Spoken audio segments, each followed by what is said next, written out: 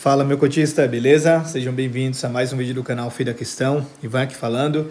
E bora bater um papo sobre o RINV, o FOF da Real Investor. Vamos dar uma olhadinha no que rolou durante o mês. Ele que está passando por emissão, então já tem uma parte que está dentro do fundo. Vamos dar uma olhadinha no que rolou durante esse mês e vamos comentando sobre. Então, como as informações desse fundo ficam no final da página, já vamos dar uma olhadinha cota mercado dele, quanto que tá. Então, estou gravando agora quarta-feira à noite. Cadê RINV? Ele fechou o dia de hoje a R$ 102,67. Ficou praticamente no 0 a 0 aí, né? Voltando para o relatório, deixa eu dar uma olhadinha aqui o resultado acumulado do RINV. Ele bate aí o IFIX, né? Seguindo aqui, ele fala sobre a quinta oferta. Então, ele queria levantar aí, eu acho que era 100 milhões e tinha um montante adicional de mais 25 milhões, né? Então, como subsequente ao fechamento do exercício de outubro, em 6 de novembro foi liquidado o montante subscrito em direito de preferência e no dia 21 de novembro foram liquidadas as sobras e o montante adicional da quinta oferta do RINV, totalizando aí 66 milhões adicionado ao patrimônio do fundo. Ao final dos eventos de subscrição, o fundo passa a ter um PL próximo de 400 milhões. Então, a gente vê aqui, né, os 400 milhões e o total de cotas aí, o quanto que eram as cotas iniciais, o direito de preferência e o montante adicional. Seguindo, eles falam um pouco sobre como que eles vão alocar esse valor aqui. Então, eles falam que estão com a janela ímpar na alocação dos recursos, né? Em especial nos fundos de recebíveis. E aqui ele traz alguns números para a gente que eu achei bem interessante. Então, eles veem um desconto adicional expressivo em alguns desses fundos. Na média, o desconto atual dos fundos representa aí 0,93 do PVP, né? Frente a uma média histórica de 1%. Então, assim, na média histórica, ele sempre... 1% não, de 1%. Na média histórica, ele sempre negociou no PVP de 1%, né? E hoje nós estamos aí numa média de 0,93. Isso para aqueles com patrimônio líquido acima de 1 bi. O desconto é inferior, negociado a 0,94, né? No entanto, entre os fundos com PL inferior a 1 bi, que são os principais alvos da alocação, os descontos são muito exacerbados, conforme vemos aqui no gráfico que ele deixa. Então, desconto dos fundos imobiliários. Aqui, os fundos com um PL abaixo de 1 bi. Está sendo negociado aqui, ó, se a gente fizer uma linha direta aqui, mais ou menos a 0,86 por aí, 0,87, 0,88. Enquanto os fundos com PL acima de 1 bi está sendo negociado aí a 0,94. Ou seja, os fundos com menos de 1 bi têm um desconto maior e esse é o principal alvo da alocação deles, né? Seguindo, aí ele traz mais alguns dados aqui. Ele fala que a cota patrimonial muitas vezes já reflete o atual nível de juros e eventuais deteriorizações, que palavra difícil, do risco de crédito, né? E 2, fundos com PL menor exigem maior disciplina e acompanhamento mais próximo dos fundos investidos. Muitos investidores preferem fundos maiores, com maior liquidez e pulverização de devedores. Eu, particularmente, prefiro fundos maiores, mas a precificação desses fundos está em linha com o valor dos ativos, com pouco espaço de assimetria. Isso aqui é bem verdade. Inclusive, agora eu não lembro qual que é o fundo. Pô, não vou me lembrar. Mas eu estava dando uma olhadinha em um fundo, até para análise completa mesmo. E assim, a carteira dele é perfeita. A carteira dele de fundos imobiliários é uma carteira ótima, muito boa. Só que, apesar dela ser muito boa, esses ativos foram comprados em janela que, assim, comprou muito caro, sabe? Então, assim, esses fundos que são fundos mais conhecidos no mercado, são fundos um pouco mais, digamos que, seguros, eles tendem a custar um pouco mais caro. Dificilmente você vai pegar com um desconto muito grande.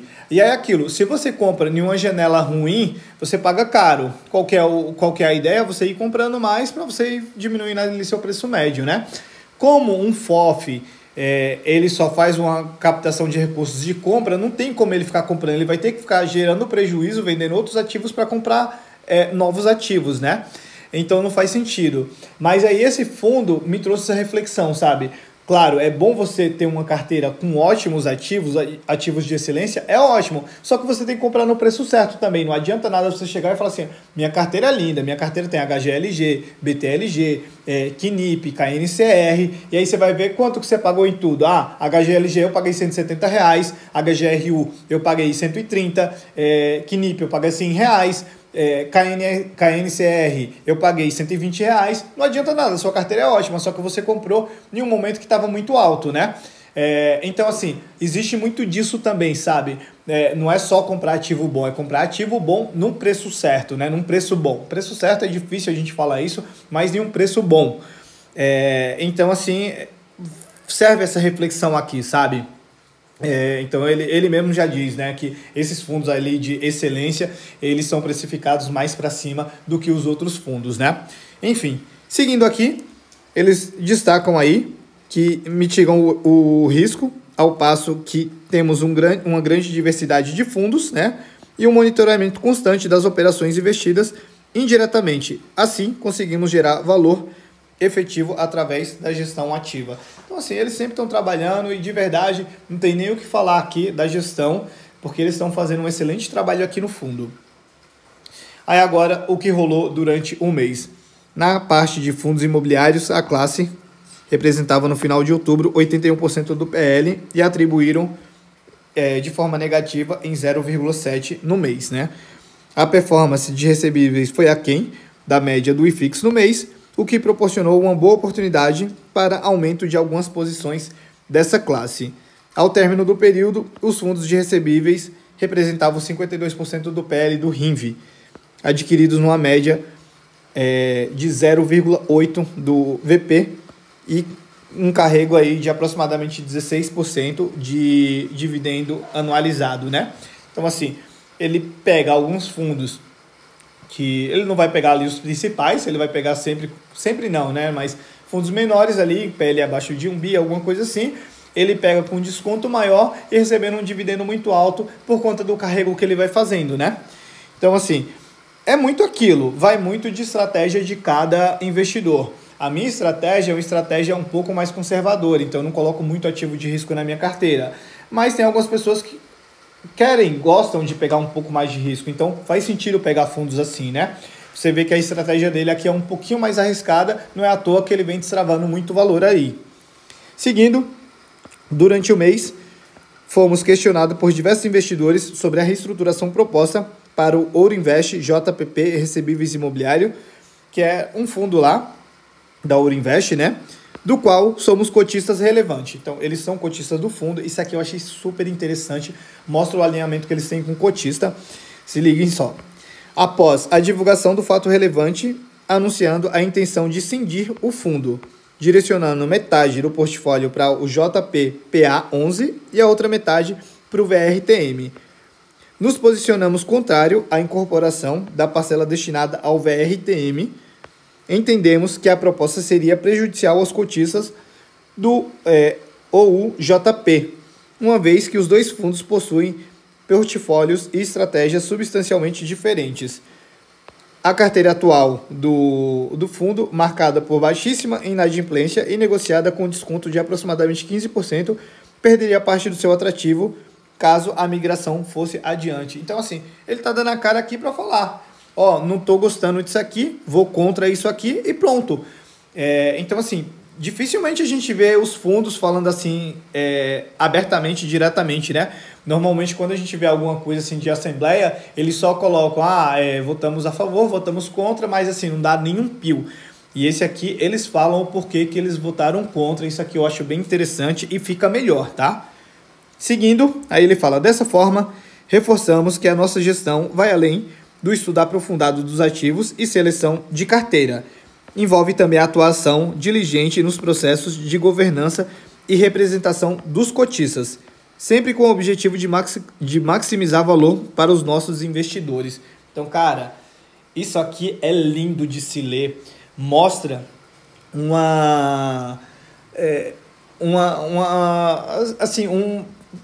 eles trabalham ali com o dinheiro como se fosse deles mesmo, sabe?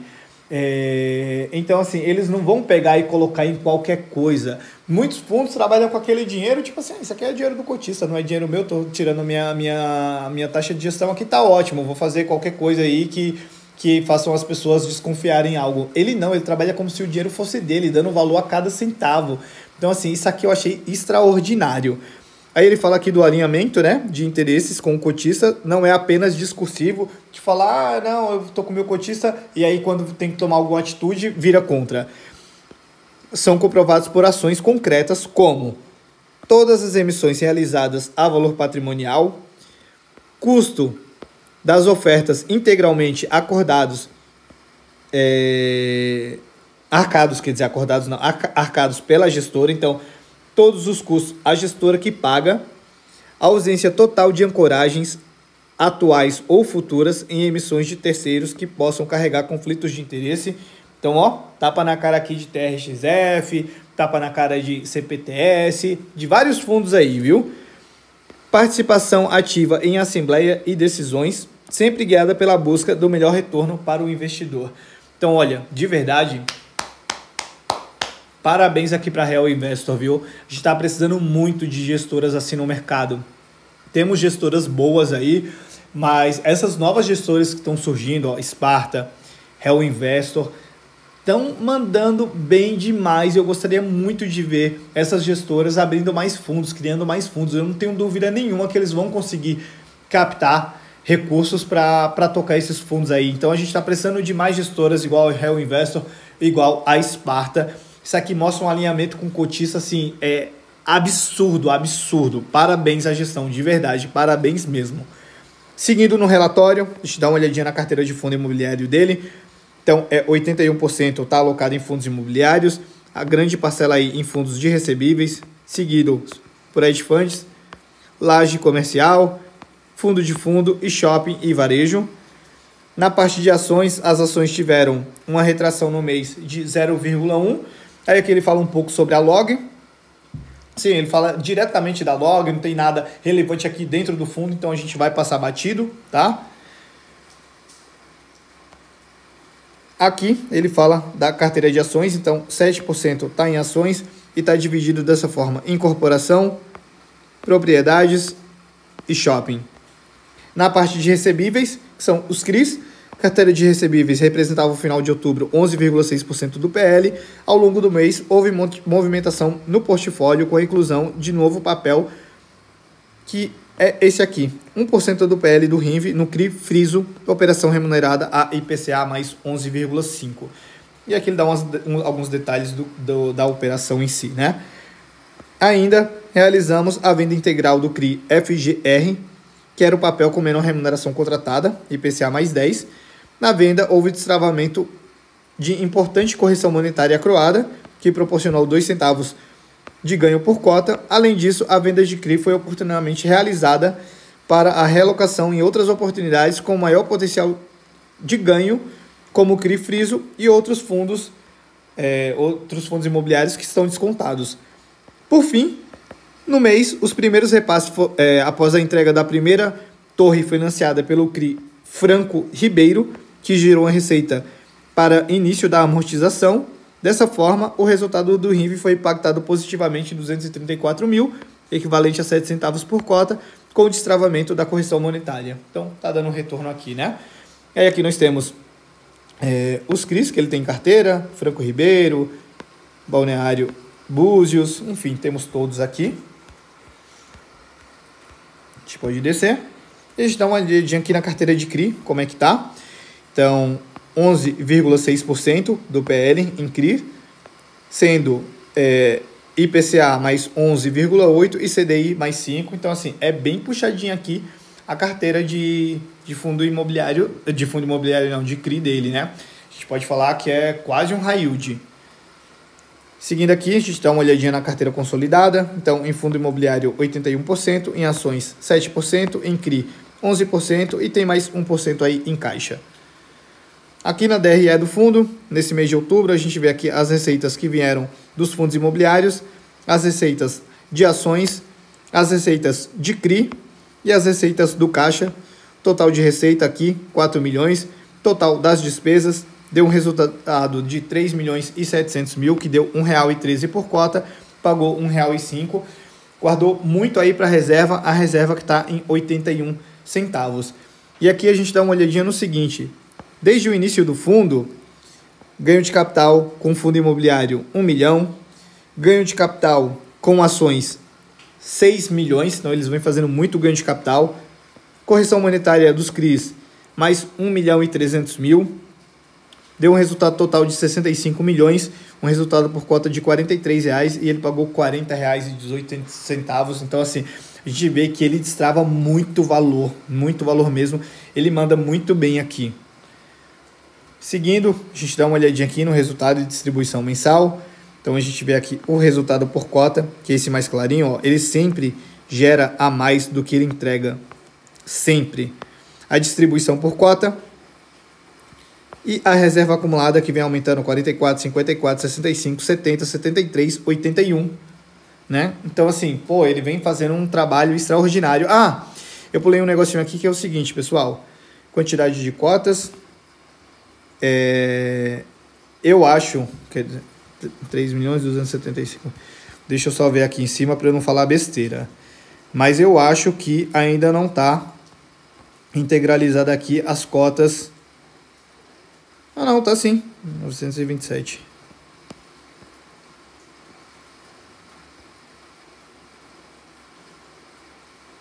Não, não tá não. Então, assim, aqui tá na quantidade de cotas ainda sem esse novo montante que ele captou. Então, quando elas entrarem aqui para o fundo, essa reserva aqui será um pouco diluída. Enfim, voltando aqui no relatório, aí chegamos no final dele, né? Então, tá aqui o ticker de negociação, RINV 11, data de início do fundo 11/11/2022, é um fundo novo. Ele tem um PL de 332 milhões, só que entrou mais de 66 milhões lá, então tá quase 400 milhões aí, né? Tem sua taxa de administração de 1%, tem uma taxa de performance que, assim, eu super concordo com essa taxa de performance aqui nesse fundo, uma vez que ele vem gerando muito aqui para o cotista dele. E a cota patrimonial R$ 101,24. Então, assim, é muito difícil esse fundo estar sendo negociado abaixo do patrimonial dele, porque, assim, ele vem fazendo um trabalho excelente, sabe? Então, todo mundo quer. É a mesma coisa do AFHI. Quando o mercado está em queda, eles são uns poucos dos que se seguram, porque, assim, é um fundo muito resiliente, né? Então, isso aqui diz muito sobre a gestão. Então, é isso, pessoal. Não tem mais o que falar, não. Mais um mês de RINV. Assim, eles vêm fazendo um excelente trabalho. Destaque desse mês para tudo o que aconteceu aqui, esse posicionamento da gestão, o quanto que eles vêm gerando de valor para o cotista. Cara, ótimo fundo, ótimo fundo. Infelizmente não tem carteira, ele não abre tantas oportunidades assim para entrar, mas assim, no momento que abrir uma boa oportunidade, com certeza será um dos fundos que eu vou pensar em adicionar na minha carteira. E é isso, galera. Se ficou qualquer dúvida, pode deixar aqui nos comentários. Se gostou, deixa o like. Se gostou mais ainda, se inscreve no canal, ativa o sininho, compartilha com os amigos e segue lá no Instagram também, @FiraQuestão. E é isso, valeu, um abraço.